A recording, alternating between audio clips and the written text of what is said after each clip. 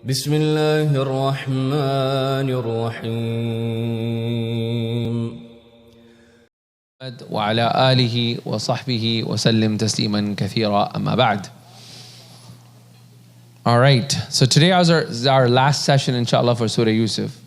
And what I actually wanted to do was in this surah in today was actually to go back and quickly recap some of the most important things that we have learned. I know that most of you are parents here, right? So today I will talk to, most of the lessons that I'm going to try to draw upon is going to be something somewhat related to all of us being parents. And also there'll be some lessons for children over here, inshallah, bi'idhnillah. Right, so we start off, the scholars, when it comes to the benefits of Surah Yusuf, the number of benefits that they have drawn. For example, I was just looking at one of the scholars of our recent time.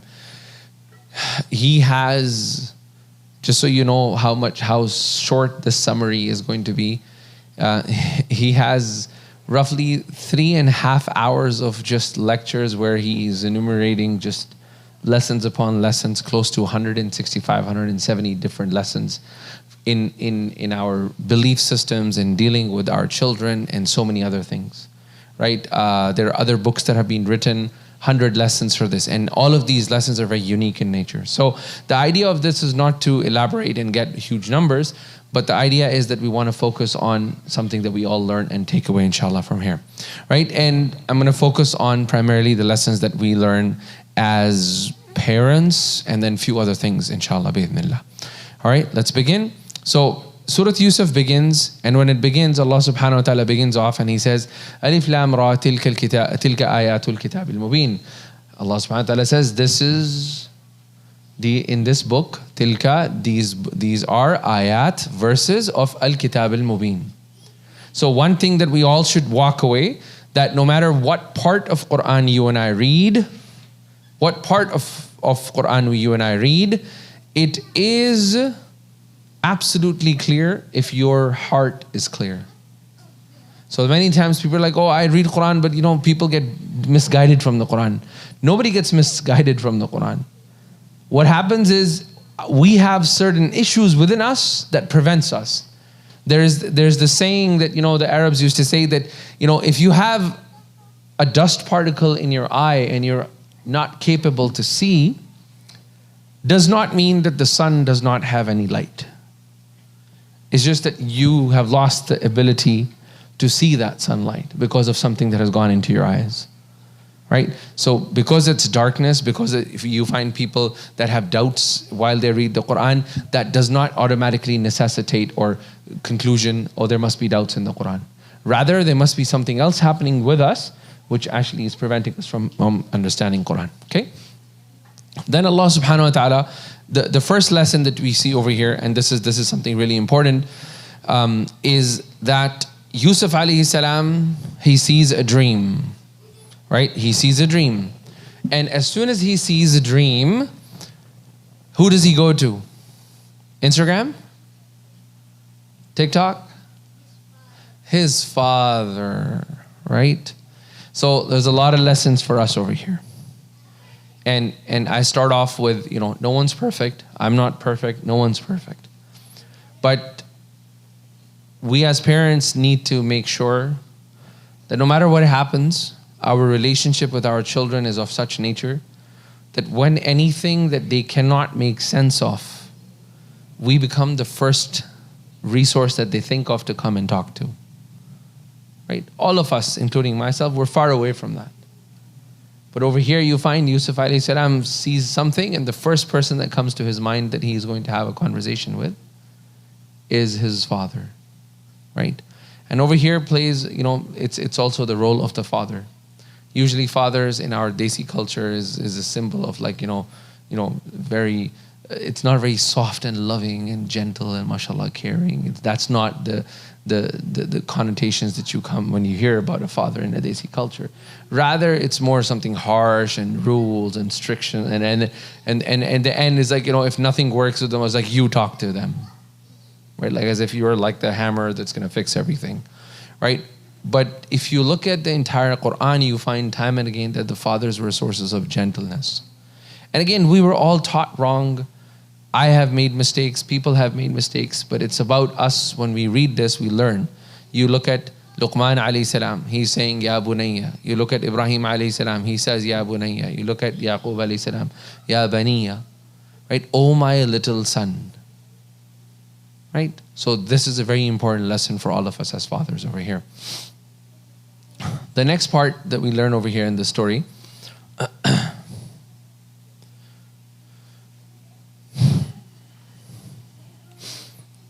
is, you notice that Yaqub alayhi salam, Yusuf alayhi salam was one of the second youngest at that time. If your second youngest child, or if your youngest child comes to you and you have 3 or 4 children, and he says something, we actually take the older one, whatever he says, more valuable because wo bada ho gaya, and this is still a small baby and a child. Tumhe kya pata? Nahi, aise nahi, you must not have seen it. I mean, you saw a dream. No, you must have not seen something. It's okay, just say Bismillah, A'udhu Billah, you'll be fine. Right? Yaqub alayhi salam did not do that with Yusuf alayhi salam. When Yusuf alayhi salam came, Ya abat inni ra'ayt ahada ashara kawkaban. I saw 11, I saw 11 ahada ashara kawkaban wa shamsa wal qamara ra'aytuhum li sajidin. And Yaqub alayhi salam is like, oh, interesting. So he listened to it. Third point we learn over here is Yusuf alayhi salam he was pretty smart kid even at that age. He was able to decipher what is good dream, what I need to tell my dad and what I not need to tell my dad. This was something abnormal and anomaly, and this is something very out of this world. I must share it with my father. Okay? I must share it with my father. Next that we find over here in the Ahada Ashara Kawkaban, he says, قَالَ يَا بُنَيَّ لَا تَقْصُصْ رُؤْيَاكَ. So first command, this is the first time we see Yaqub alayhi salam telling anything to Yusuf alayhi salam. He says, "Aise mat karna, don't do this. Do not do this." And all of us, including myself, we may have justifications and reasonings when we tell our children, you can't go out and play basketball. You can't be on video games right now. Right? We have reasonings for it. But because of whatever reason, sometimes we fail to convey those reasonings, right? Sometimes it's due to time. Sometimes it's due to the nature of we just got to get things done. Sometimes it's just, I don't have time for you. I do not have time to explain, right? And honestly, including myself, we get to this point that keh diya, that's it, I said so. There's no more. I don't have time for that. You do not find the Anbiya alayhim salam throughout the Quran. If you read that, that's not the way they would talk. Over here he says, قَالَ يَا بُنَيَّ. He says to his son, oh my son, لَا تَقْصُصْ رُؤْيَاكَ. Do not tell your dream عَلَى إِخْوَتِكَ.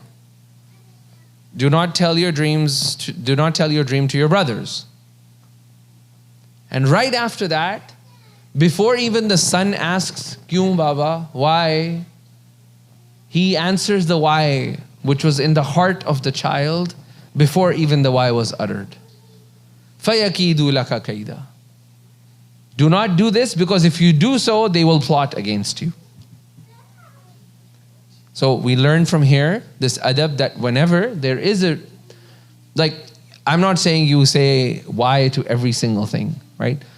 There are young kids here, they also need to understand that, sometimes your parents just can't tell you why. For 2 reasons. 1, you may not understand the reason for why. You haven't grown enough to be able to understand the reasoning for why.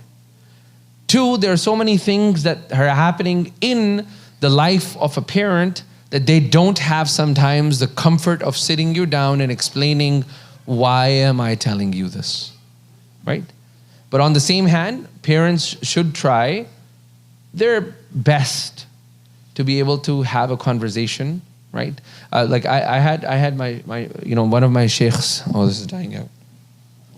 One of my teachers, he used to say, what can be conveyed through conversations should never be conveyed through instructions.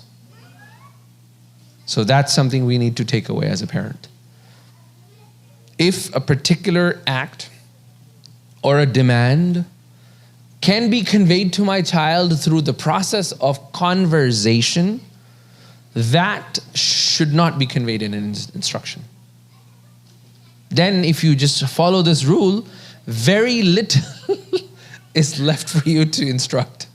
There's like almost nothing that you can instruct. Very little. Very few options are left for you in your life to form instructions. And if you look at the entire Quran and all the conversations between a father and a son, they are all questions and conversations and discussions and dialogues, hardly any instructions from parent to a son, or a parent from father to a son. The next thing we learn is it is from the adab of a believer and adab of a Muslim. It is from an adab of a Muslim family, etiquettes of a Muslim family, that we tell our children of our ancestors. We talk about, they may not have seen your grandfather. They may not have seen something that they have done. But it is from the sunnah you speak about what your grandfather did, what your father did. You speak about them. And speaking about our ancestors, if you don't have any ancestors that you can speak about like that, then at least speaking about ancestors that we have from the history of Islam. So that the children, they walk away and they have this pride in themselves that they belong to something very important. Right? They belong to something very important. I'm sure most of you that come from the ancestry of India and Pakistan, right? Your parents or your grandparents, still I'm sure some of them were alive at the time when the partition took place. Right? Many of you might not even know the stories that they have. Right? So first we need to take those stories out and then being able to share those stories with somebody. I mean, it was so fascinating. The other day I met in Medabil Masjid, I met someone, and he was 91 years old. So I got a chance for the first time to actually chat with him because, we were leaving and he came up to me. So we chatted, we spoke. And I said, so you were alive at the time of the partition? And he's like, yeah, I used to print banners for the partition. It's like, wow, ajib. Like this guy prays in our masjid, we don't even know. He said, I used to print the banners for and he said back in the day, the way he used to print banners is we used to have two poles and we would put up a cotton piece cloth and we would have this guy who was a calligrapher. He would bring paintbrushes and we would cut them ourselves and then we would paint those things on, like ajib. He was right there, right, all this time. And that's something to talk about, that even if you don't have means, they took up whatever they could to raise a voice about something, okay? So he says, كَذَلِكَ, like this, يَجْتَبِيكَ رَبُّكَ. The second thing we learn over here, sometimes children don't know what good they have. So over here, Yusuf alayhi salam saw the dream, but he was not able to figure out what is the purpose of this dream. Sometimes your child may see something, or say something, or utter something, or display something. Like, I'll give you an example of that. So, for myself, like when I was in grade 3rd, 4th, if I go back and look at all the certificates that I got when I was like, there was one thing very consistent and persistent in all my certificates and awards. There was one category that I always came first in. What do you think it was?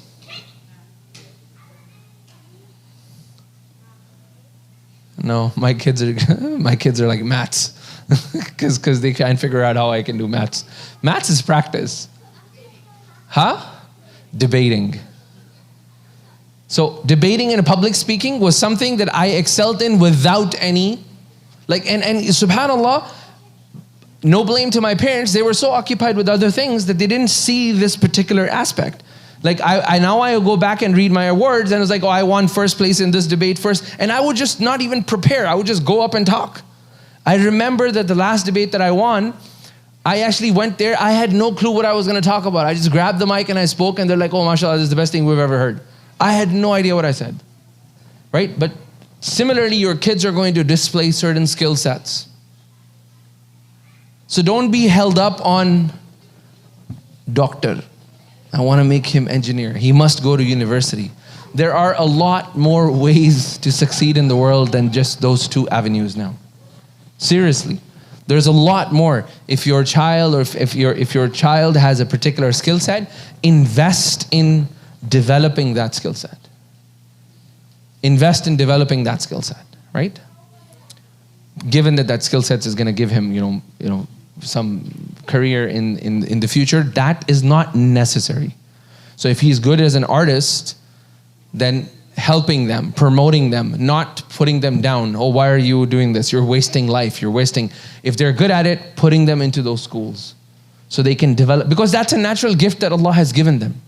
Similarly, over here, Yaqub alayhi salam is reminding him, كَذَلِكَ يَجْتَبِيكَ رَبُّكَ. Listen, you're going to be selected for something, right? وَيُعَلِّمُكَ مِن تَأْوِيلِ الْأَحَادِيثِ. And Allah is going to teach you things. It's not even in the dream, this whole thing, but Yaqub alayhi salam was able to pick that up. And he says, likewise, Allah is going to select you. وَيَجْتَبِيكَ. Allah is going to select you. وَيُعَلِّمُكَ مِن تَأْوِيلِ الْأَحَادِيثِ. Allah is going to teach you how to interpret things. The next lesson we learn here in this ayah is that there are certain types of knowledge that you can iktisab, you can work hard to acquire, like maths, right? Like science, whatever. Memorizing Quran, you can work hard to get it. But there are certain type of knowledge that is given. You can't, like, it's just given, it's just bestowed on a person from Allah subhanahu wa ta'ala.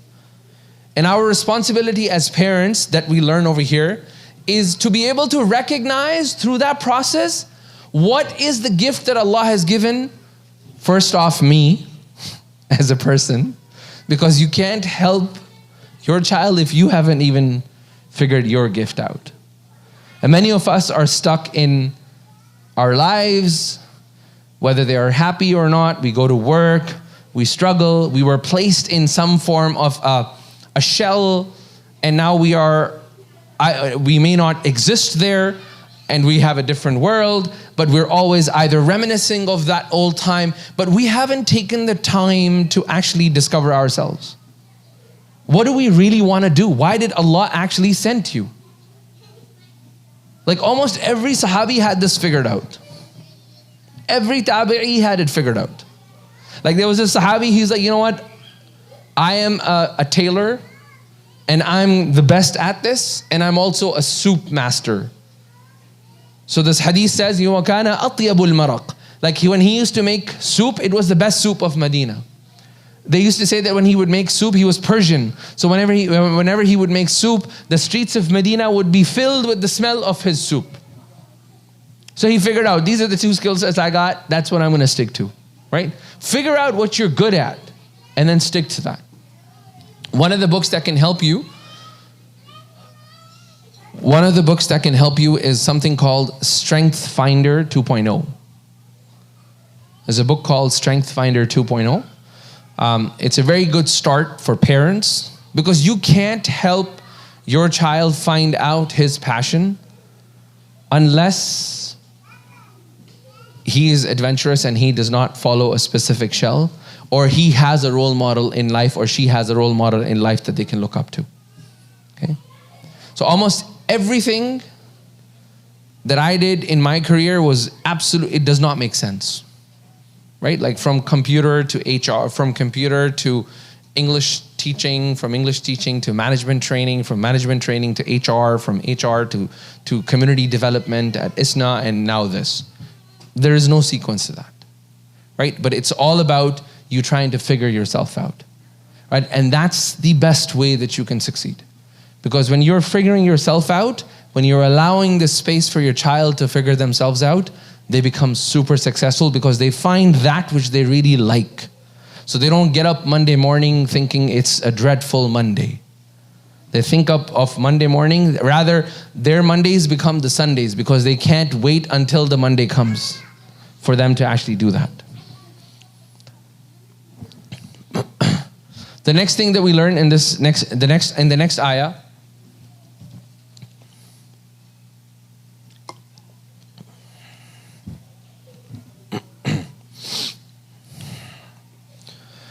Sorry, in the last ayah, just one point that I skipped. I want to talk about that.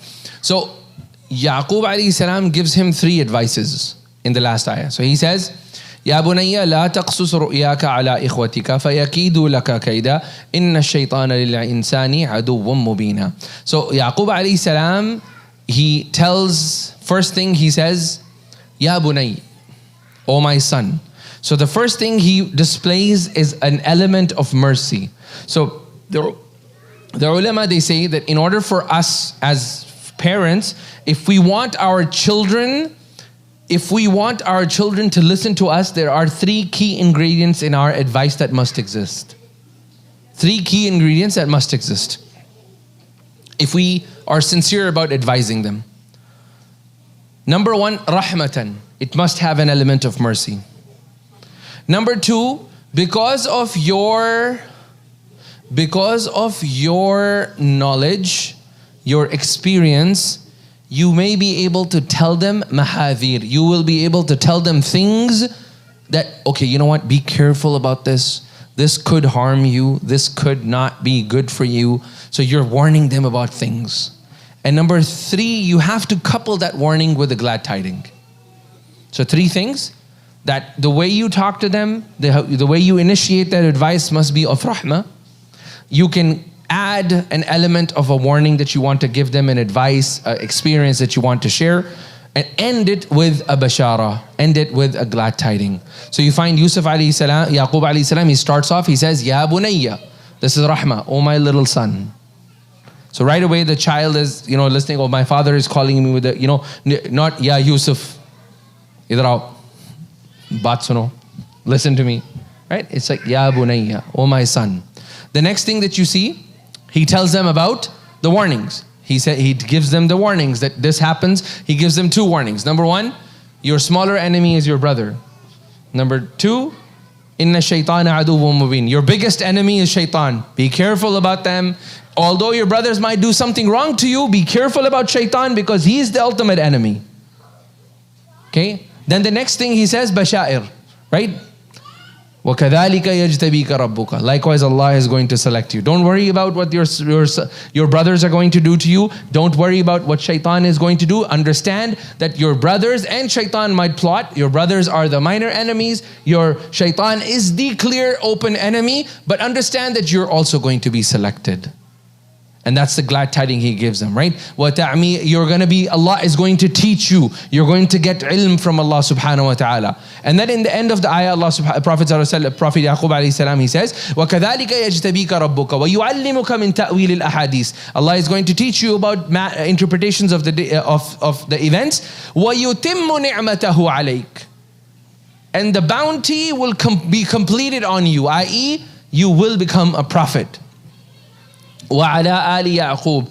And since you will become a prophet, that bounty comes on to the Al Yaqub, the family of Yaqub. Anytime your sons and your daughters, they succeed in the world, that is your success. Over here, Yaqub alayhi salam, what is he saying?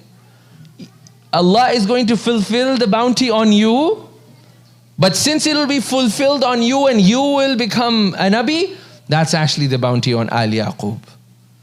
So when your child walks away with something, that's actually on you, and your entire family should be proud of that. Right? Usually when they mention about this hadith, this ayah, I'm reminded of this beautiful hadith. But before I tell you the hadith, I'll ask it in the form of a question. What is the highest honor that you as parents today, what is the highest honor that you can give to your parents today? What is that one action that you can do in your life right now that would bring the highest honor to your parents? I'm talking to the adults here. What do you think that is? What is that one action that you can do? Is just moving your tongue. Very simple. But if you do it, your parents are honored in a way that no other action in your life, they're going to feel that honor. Make a guess, guys. This is guessing time. Memorize Quran, not in this world. Yeah, in Akhirah you will get it. And memorize is not just moving of the tongue. We have to move a lot. Right? So do you remember the hadith of Prophet ﷺ where he says, what happens when we send salutations on Prophet ﷺ? What happens? When we say, Allahumma salli ala Muhammad. Allah has an angel that is appointed next to Rasulullah ﷺ. And every time one person says, Allahumma salli ala Muhammad, the angel says to Prophet ﷺ that Ahmad ibn Saleem ibn Afdal sent salam to you. And the ulama, they say why this is the highest honor is because every single parent wishes that their name is mentioned in front of an honorable person. So if you as your parent's child, if you're mentioned, you're like, oh, you meet Justin Trudeau, or you meet some president or prime minister or some CEO company, and they say, you know what, we're so proud to have, and the honor is all to your father or your mother. But over here, your name is mentioned in a gathering that is of the most honorable one, Rasulullah. So that's why they say that sending salutations on Prophet ﷺ, especially on Friday and especially is the highest degree of birr that you can do towards they have passed away. And even when they're alive. By just constantly, when you're sitting in this gathering, Allahumma salli ala Muhammad, Allahumma ala Muhammad, and your parent's name is being mentioned in the company of Rasulullah. Yaqub alayhi salam's son, wrong group of 10 people, there's clearly something wrong in this equation. And they forgot the fact that Yusuf alayhi salam, as the Mufassiruns they mention, that every single brother of Yusuf alayhi salam, all the 10 brothers, they had utmost jealousy to Yusuf alayhi salam. But they forgot that part, right? So be careful sometimes of how conversations begin, and don't fall trap of sometimes, and it happens. And mashallah, teenagers are way smarter than us at this age. So they will trap you in a way that you're going to be like, oh, what happened? And then they get you right in exactly where they want them to you. Like they put you in a place where they want you.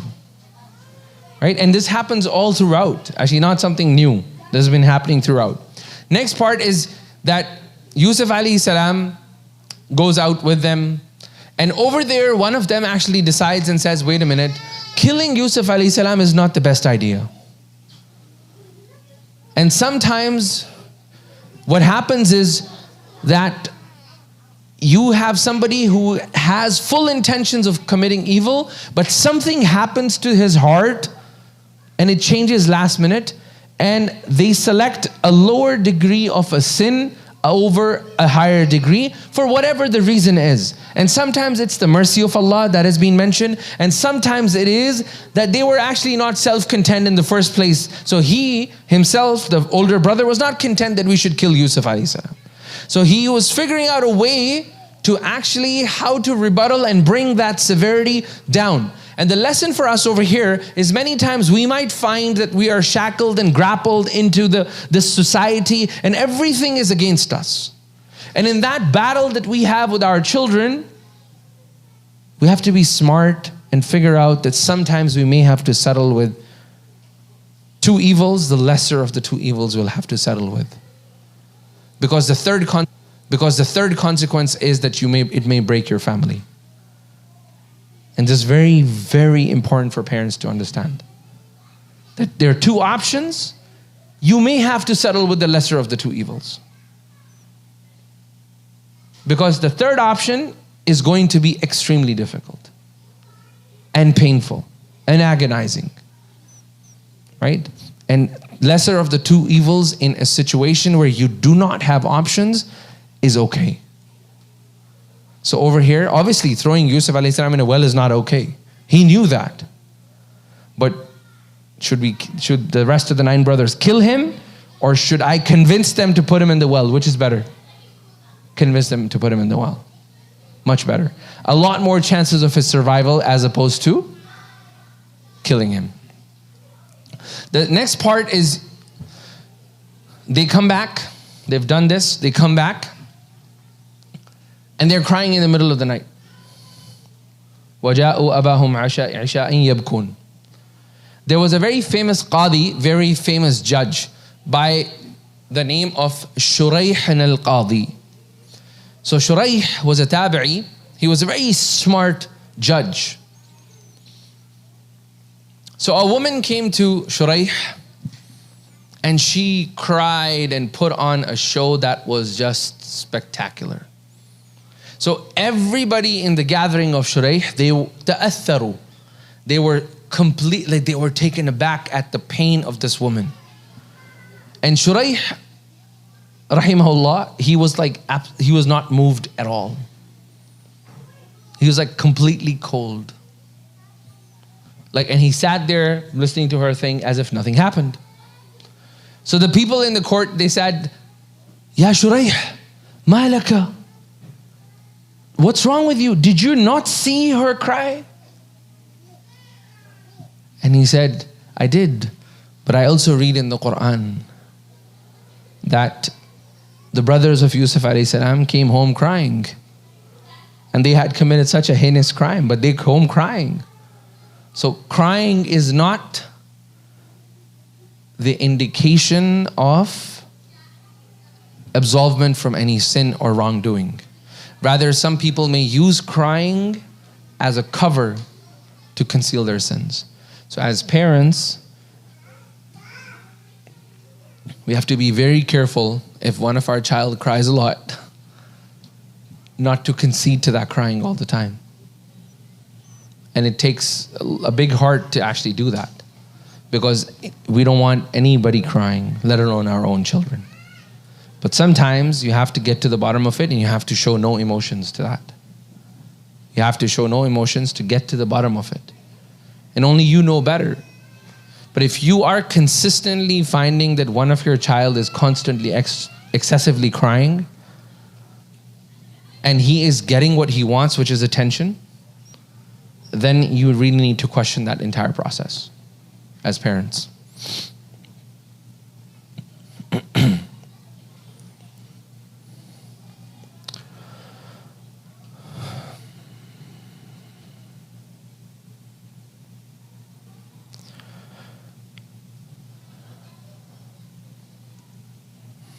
Okay, so inshallah, few more lessons and then we'll inshallah stop.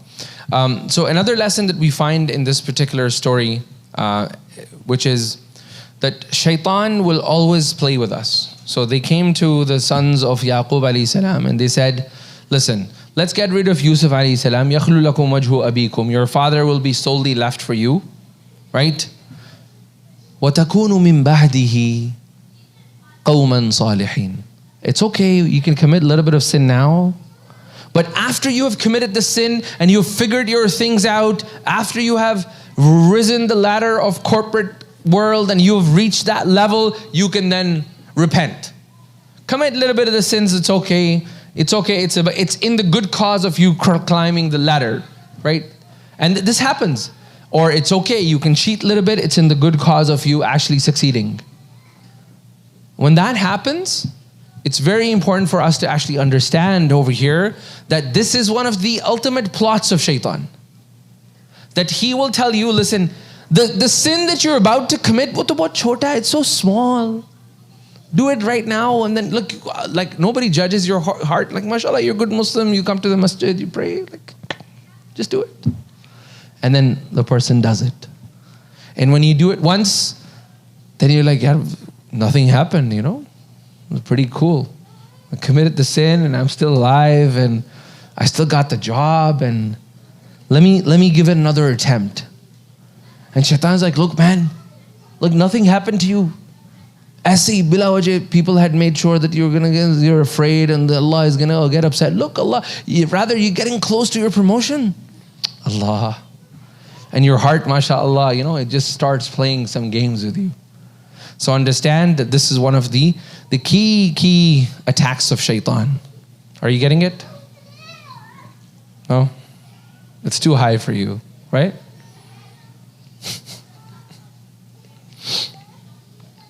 All right.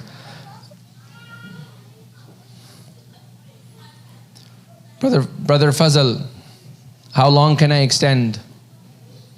Are you ready? Wow, okay, mashallah. Brother Fazal is always ready.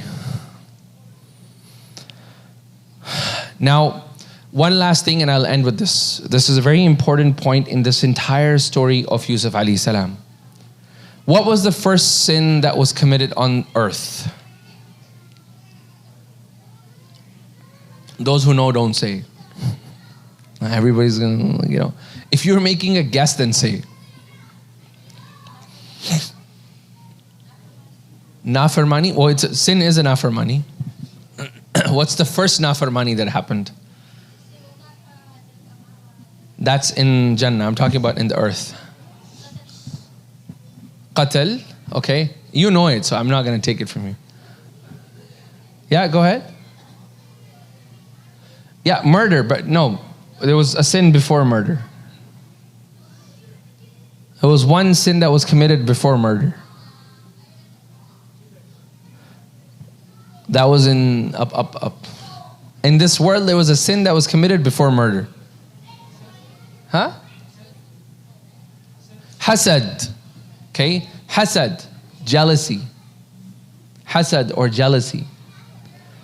That's why Ibn Abbas said, أول ذنب عصي الله في الأرض الحسد وأعلى الحسد القتل. That if hasad reaches the highest degree, it leads you to kill a person. That's the highest degree of hasad, right? So hasad is something that once a person, and what's the definition of hasad? The definition of hasad is that you see someone, something, some person, and they have something that you desire.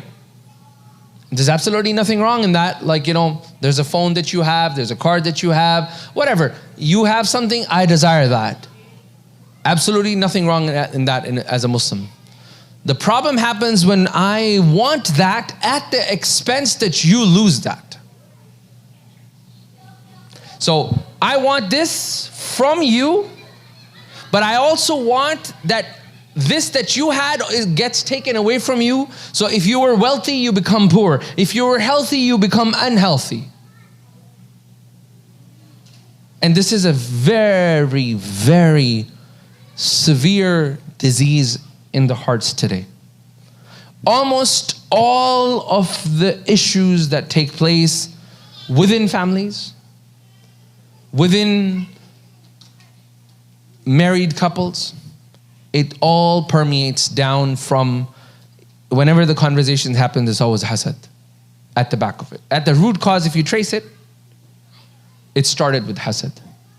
As one of the scholars, he said that hasad is just one root and it has 100+ branches.